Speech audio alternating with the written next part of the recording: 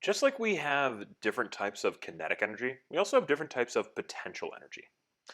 The type we've been looking at so far has been local gravitational energy. And that's because our local force of gravity was always mg. And so we considered the work done by gravity, the potential work that could be done by gravity. So the potential work, we just called that the potential energy of gravity. We said mg times the distance it would act on, which would be h.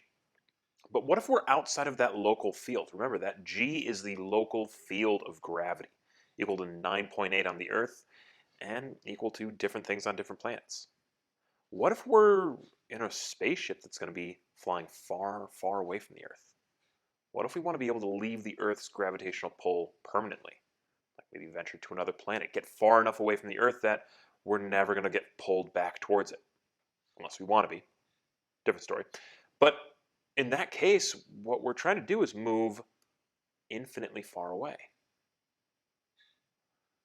So how would we figure that out? How would we figure out how much energy we would need for that? Well, thankfully, we still have the universal gravitation equation, and that is going to be F of big G equals big G m1 m2 over r squared.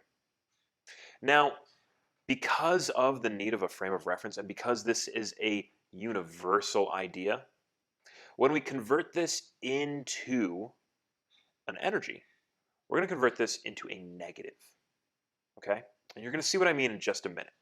But let's go ahead and convert this into a work, a potential for work to be done, which means we need to multiply both sides by a distance.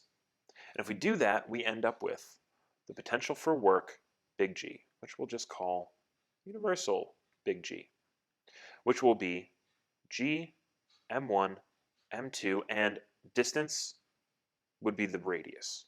So this distance, we're just going to consider the radius. That's what's nice about these big universal ideas, is that everything ends up evening out. And so we just have a single r here. And so our universal potential gravitational energy is going to be G m1 m2 over r, but like I said, it's going to be negative. So let's figure out how much energy I would need to fully leave the Earth's gravitational field. And we're going to start at a height equal to the Earth's radius. So in this problem, in order to begin on the surface of the Earth, we're at the radius of the Earth, 6.378 e6. That's how far away we are from the center of mass. And we're trying to move as far away as possible, which means infinitely far away. So what are our energies? Well, we're going to start with some potential energy, some universal gravitational potential energy, and we're going to need to start with some velocity. We're going to need to leave the Earth with some velocity, right? So we're going to need some kinetic energy. And that'll all be equal to a final universal gravitational energy. So what we're really looking for here is the value of k. We want to know what's the velocity that I need to leave the Earth at in order to not get pulled back by its gravity.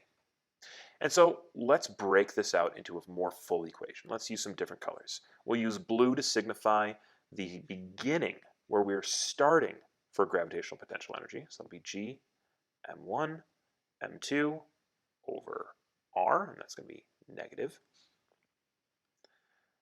And then to signify k, we'll use turquoise. So it'll be 1/2 mv squared. And then our final universal gravitation, we'll just use red. Now, first thing we should notice, m's can cancel out. Not all of the m's. We're going to say this m right here, the mass of the object that's moving, that'll be our m2. So we'll get rid of that. We'll still have the mass of the Earth in these, but we're getting rid of the mass of our object that's in motion.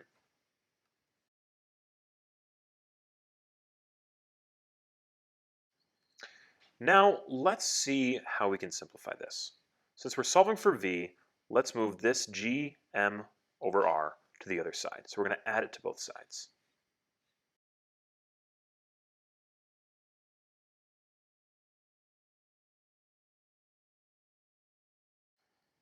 And now that we've done that, let's plug in our red radius. That is going to be this infinity. Do you know what anything divided by infinity is? It's a great question. Let's think of it this way. 1 divided by 2 would be 0.5.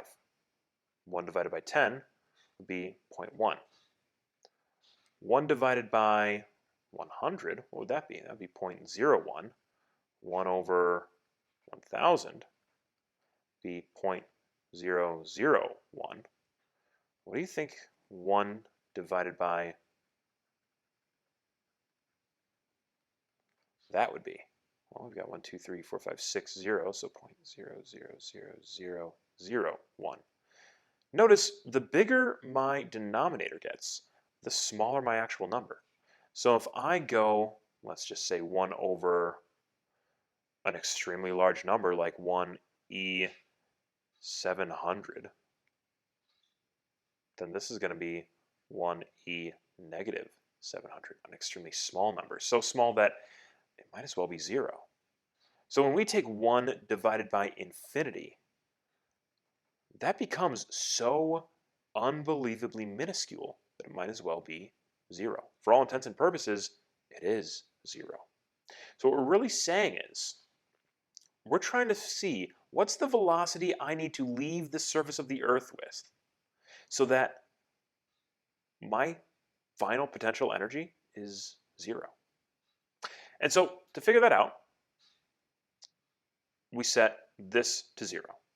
And then we get 1/2 v squared equals this whole thing going to 0. We get g m1 over r. Now we should be able to see why our universal gravitation is from a negative frame of reference. Because technically speaking, this will all balance out to 0 energy. So whatever this energy is, plus this energy needs to also balance out to 0.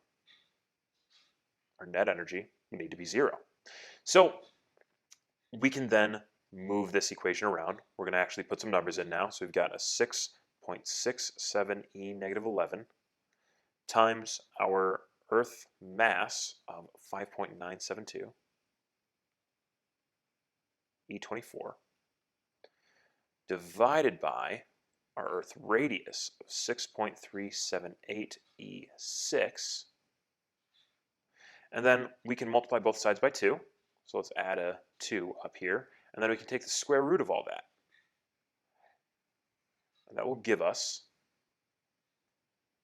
the value for V. And then I get a final value of 11,176 meters per second. That's 11 kilometers per second. We have a specific name for this concept. We call that escape velocity. Every planet has an escape velocity. And so when we're trying to figure out how much velocity do I need to attain, how much energy do I need to put into this, how much fuel do I need to use to get to Mars, to get a probe to get outside of the solar system, what I would be doing is I would be figuring out the escape velocity of the Earth. If I'm trying to figure out how to get a probe from Mars back to Earth, I'd be figuring out the escape velocity of Mars. Now, this is where something like a black hole gets really interesting, because a black hole has an escape velocity that is, well, we'll say greater than 3e8 meters per second, which is the speed of light. So if a black hole has an escape velocity greater than the speed that light can travel, well then the light gets pulled back in by the black hole's gravity, which is a very interesting idea. So this same process works if I want to put an object into orbit. I can set up the exact same equation here. However, the one thing that's going to be different is instead of this r being infinity, this r is going to be the radius of the planet plus the height that I want to get something in orbit at. So let's just say I want to get something into the orbit of 20,000 kilometers. So let's take my radius of Earth plus 20,000. And so let's plug these numbers in after simplifying this a little bit. Let's take our m2s, cancel all of them out, because they're like terms, they divide out. And then let's move this gm1 over r over to the other side. So we're going to have 1/2 v squared equals negative gm1 over r plus gm1 over r. And then if we plug our numbers in,